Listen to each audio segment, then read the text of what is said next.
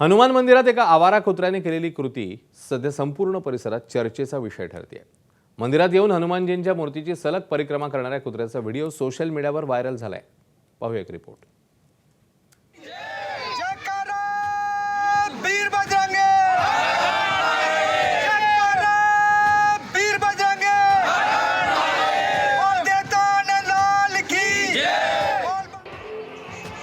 हे दृश्य आहेत उत्तर प्रदेशातल्या बिजनोर जिल्ह्यातल्या नगिनाच्या नंदपूर खुर्द गावातली।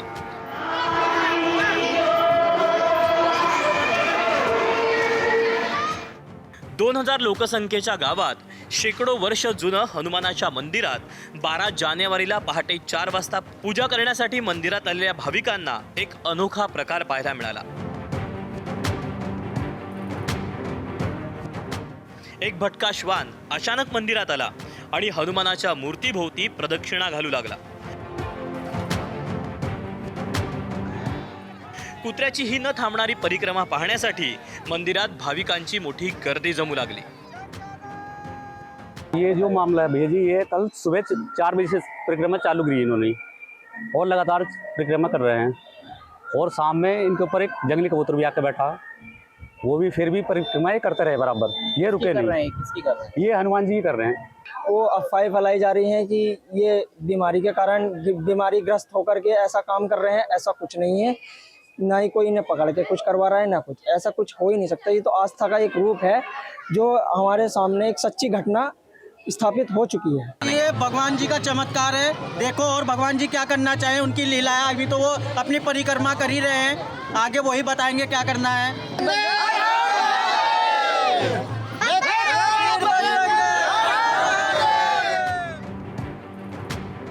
कुत्र्याच्या विचित्र वर्तनामुळे गावकऱ्यांनी पशुवैद्यकीय विभागाला पाचारण केलं।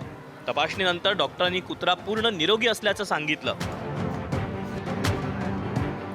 मात्र 2 दिवस हनुमान मंदिराची प्रदक्षिणा पूर्ण केल्यानंतर हा कुत्रा शेजारच्या नंदलाल मंदिरात गेला आणि तिथे दुर्गा मातेला प्रदक्षिणा त्यानं सुरू केली।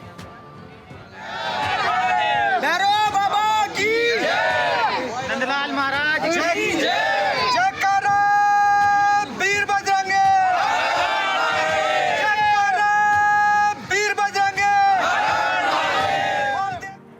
चार दिवस चाललेल्या परिक्रमेनंतर कुत्रा थेट दुर्गा मातेच्या चरणीच बसला।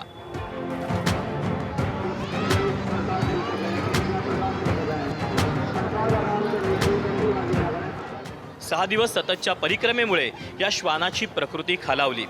दिल्लीहून आलेल्या एका NGOच्या मदतीनं पशुवैद्यकीय डॉक्टरांनी कुत्र्याला ड्रीप लावून त्याच्यावर उपचार केले। हमने इसे जांचा तो एनीमिक नहीं है ये, लेकिन डिहाइड्रेटेड है, यानी इसके शरीर में पानी की कमी हो रही है। खाना ये नहीं खा रहा है, इसलिए फ्रूट थेरेपी हमने इसे दी है, जिससे कुछ दवाइयाँ दी हैं जिससे इसकी भूख आए और डिहाइड्रेशन ना हो। जिससे डिहाइड्रेशन होने की वजह से इसकी जान को खतरा हो सकता है, तो इसलिए हम लोग इसे फ्रूट थेरेपी रोज दे रहे हैं। कुत्रा काहीही खातपीत नसल्यानं त्याची विशेष काळजी घेतली जाते।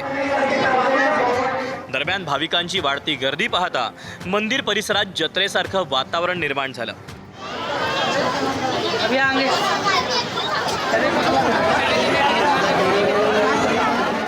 अनेक जण या कुत्र्याला देवाचा अवतार मानून नवसही बोलायला लागले।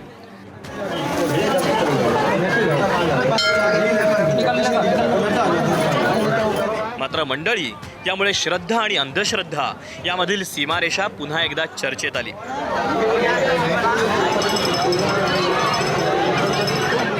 मात्र सध्या तरी नंदपूर खुर्द गावातला हा भटका कुत्रा श्रद्धेचा केंद्रबिंदू ठरतोय। ब्युरो रिपोर्ट, ABP माझा। ABP माझा, उघडा डोळे बघा नीट।